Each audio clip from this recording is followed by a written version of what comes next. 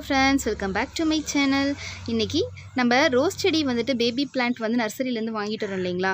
வாங்கிட்டு வந்து நம்ம பாட்ல வந்து வெச்சதுக்கு அப்புறமா அந்த அளவுக்கு துளிர் வந்து எடுக்க மாட்டேங்குது. வெச்சது மாதிரியே இருக்கு அப்படின்லாம் சில फ्रेंड्स வந்து சொல்லிருந்தாங்க. சோ புது துளிர் வந்து சீக்கிரமா நம்ம செடியில எப்படி கொண்டுட்டு வரதுன்னு பார்க்க போறோம் फ्रेंड्स. வாங்க வீடியோக்குள்ள போகலாம்.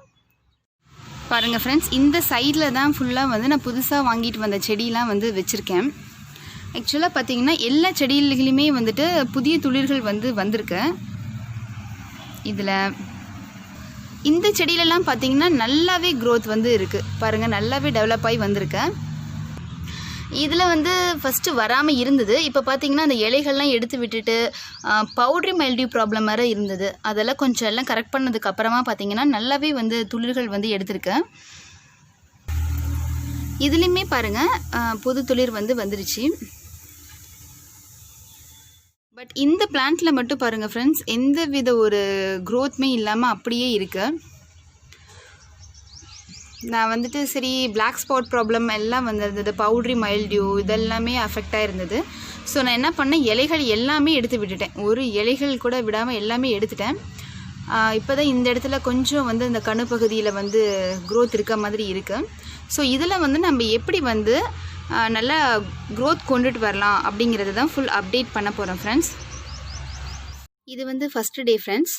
பாருங்கள், அப்படியே செடி வந்து வைக்கும்போது எப்படி இருந்ததோ நான் வந்து லீவ்ஸ் எல்லாம் எடுத்து விட்டுட்டேன். எடுத்து விடும் போது எப்படி இருந்ததோ அதே சேம் அப்படியே தான் இருக்குது.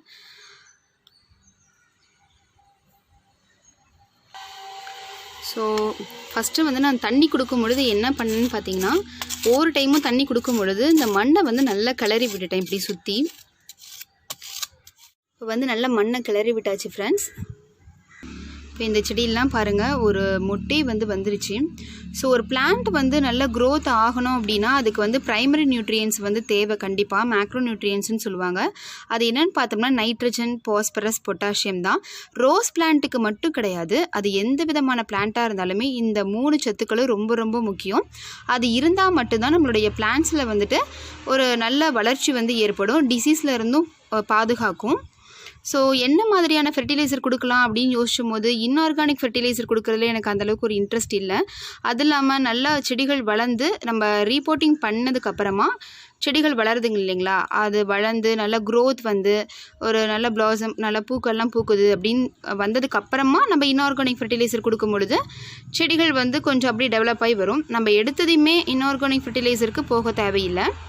ஸோ நான் ஆர்கானிக் ஃபெர்டிலைசர் கொடுக்கலாமா அப்படின்னு யோசிச்சும் போது நம்ம மண்புழு உரம் அந்த மாதிரி கொடுக்கறதுக்கு பதிலாக நமக்கு ஃபாஸ்ட் ரிசல்ட் கிடைக்கணும் அப்படின்னா லிக்விட் ஃபெர்டிலைசர் தான் கொடுத்தாகணும்.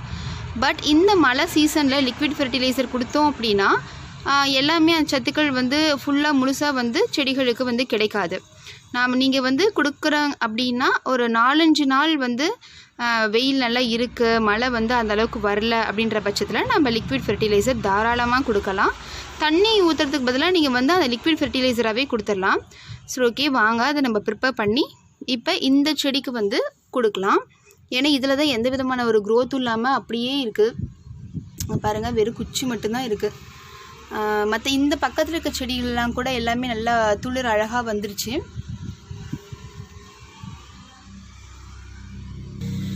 இந்த லிக்விட் ஃபெர்டிலைசருக்கு வந்து நான் மெயினாக வந்து பனானா பீல் தாங்க எடுத்திருக்கேன். இதை வந்து சின்ன சின்ன பீஸாக கட் பண்ணிக்கோங்க. இதில் வந்து பொட்டாசியம் வந்து அதிகமாக இருக்குது. ஸோ செடிகளோட வந்து க்ரோத்துக்கு அந்த ஷூட்ஸ்லாம் நல்லா வளர்கிறதுக்கு இது கண்டிப்பாக ஹெல்ப் பண்ணும்.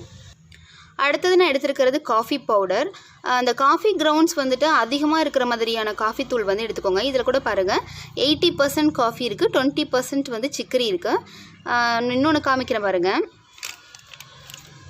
இப்போ இந்த தூள் பாருங்கள், இந்த இடத்துல இருக்க பாருங்கள், காஃபி வந்து 60% தான் இருக்குது, சிக்கரி தான் வந்துட்டு 40% இருக்குது.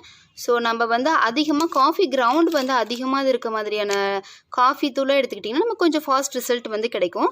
ஏன் நம்ம காஃபி தூள் எடுக்கிறோன்னு பார்த்தீங்கன்னா இதில் நைட்ரஜன் கண்டென்ட் வந்து அதிகமாக இருக்குது.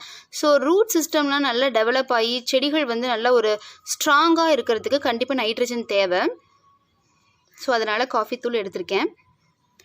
இன்னொன்று பார்த்தீங்கன்னா நல்ல காய வச்ச வெங்காய சருகு தான் வந்து நான் எடுத்திருக்கேன். இது வந்து நமக்கு இதில் வந்து நிறைய இருக்குது. பாஸ்பரஸ், மைக்ரோ நியூட்ரிஷன்ஸும் நிறைய இருக்குது. மெயினாக கால்சியம் இருக்கும், பாஸ்பரஸும் இருக்குது. ஸோ இதுவுமே செடியினுடைய டெவலப்மெண்ட்டுக்கு ரொம்ப வந்து ஹெல்ப் பண்ணும். ஸோ அதனால் இந்த 3 இன்க்ரீடியன்ட் எடுத்திருக்கேன். அதோட இது வந்து நான் 2 டேஸ்க்கு முன்னாடியே வந்துட்டு இந்த தண்ணியை வந்து எடுத்திருக்கேன். என்னென்ன தண்ணின்னு பார்த்தீங்கன்னா, அரிசி கழிஞ்ச தண்ணி, அப்புறம் காய்கறிகள்லாம் இருக்கு இல்லைங்களா, அந்த கழிஞ்ச தண்ணி எடுத்திருக்கேன். மீன் வந்து கழுவுன தண்ணி கூட இதில் வந்து நான் சேர்த்திருக்கேன். ஸோ எல்லாமே வந்து இதில் சேர்க்கப்பட்டிருக்கு.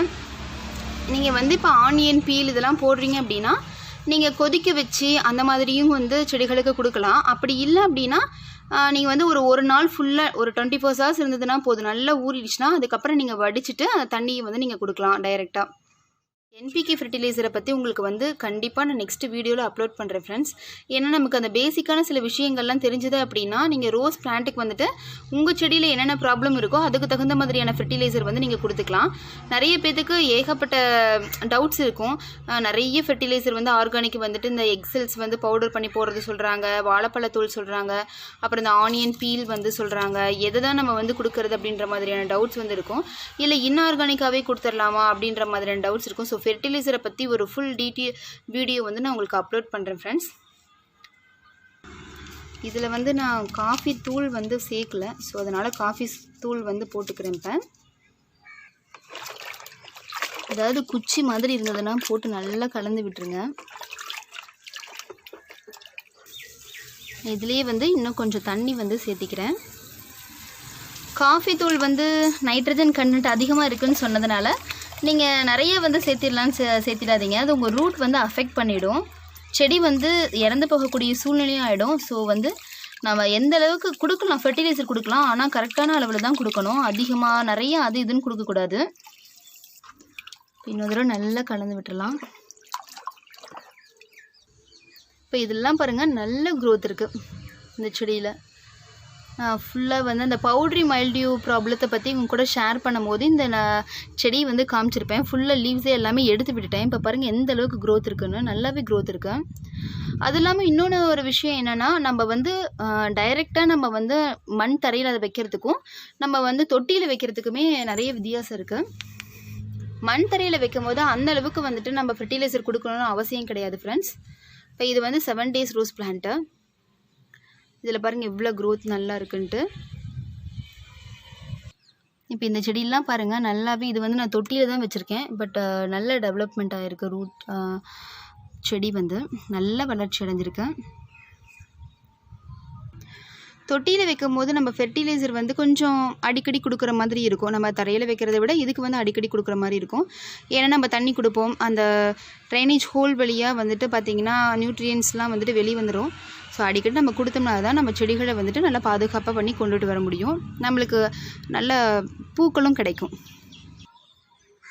செடி வந்து கட் பண்ணி விட்டோம்னாலுமே அந்த பேக் டே ப்ராப்ளம் வரதான் செய்யுது. ஸோ கேர் பண்ணிகிட்டே இருக்கணும் ரோஸ் பிளான்ட் பொறுத்த வரைக்கும். இப்போ ஒரு ஜக் அளவுக்கு நம்ம எடுத்துக்கலாம். இப்போ தண்ணிக்கு பதிலாகவே இந்த ஃபெர்டிலைசரே நான் வந்து கொடுக்குறேன். இது வந்து எல்லா செடிகளுக்குமே நீங்கள் கொடுக்கலாம். காய்கறி செடி, எந்த பூச்செடி வச்சுருந்தீங்கனாலுமே இதை கொடுக்கலாம். இந்த செடியில் வந்து பேக் டே ப்ராப்ளமும் வந்து இருக்குது ஃப்ரெண்ட்ஸ். அதெல்லாம் நான் வந்து கிளியர் பண்ணி விட்டுறேன். இப்போ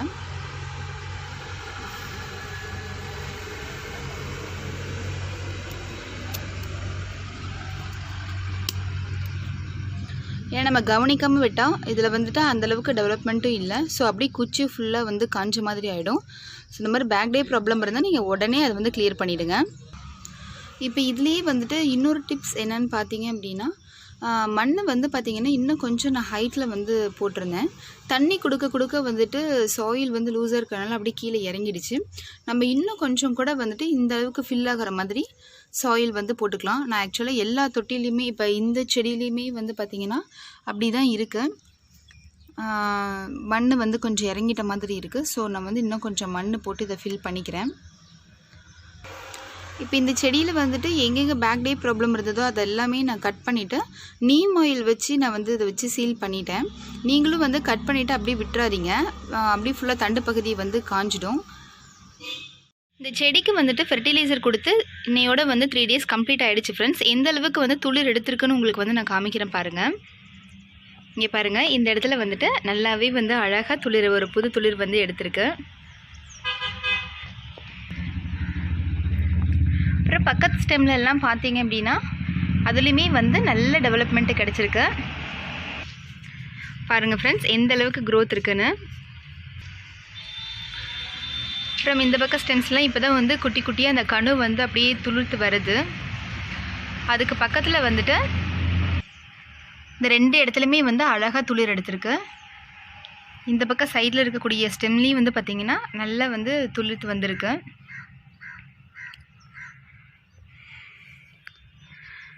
அப்புறம் இங்கே ஸோ எல்லா ஸ்டெம்லேயும் வந்துட்டு நல்ல க்ரோத் இருக்குது.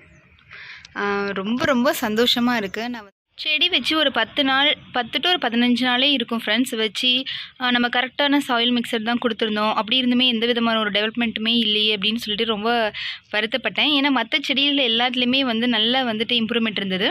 இந்த ஒரு செடியில் மட்டும் அப்படியே குச்சி மட்டும் இருந்தது. ஸோ இப்போ வந்து இந்த ஃபெர்டிலைசர் கொடுத்ததில் நல்ல ரிசல்ட் வந்து கிடச்சிருக்கு. இதை வந்து கண்டிப்பாக நீங்கள் வந்து ட்ரை பண்ணி பாருங்கள். இந்த மாதிரியான ஒரு எக்ஸ்பீரியன்ஸ் எல்லாம் உங்களுக்கும் வந்து ஏற்பட்டிருந்தது அப்படின்னா என்னுடைய ஃபேஸ்புக் பேஜில் வந்து நீங்கள் வந்து ஷேர் பண்ணிக்கோங்க. அந்த செடியினுடைய ஃபோட்டோஸ்லாம் கூட நீங்கள் அப்லோட் பண்ணிக்கலாம்.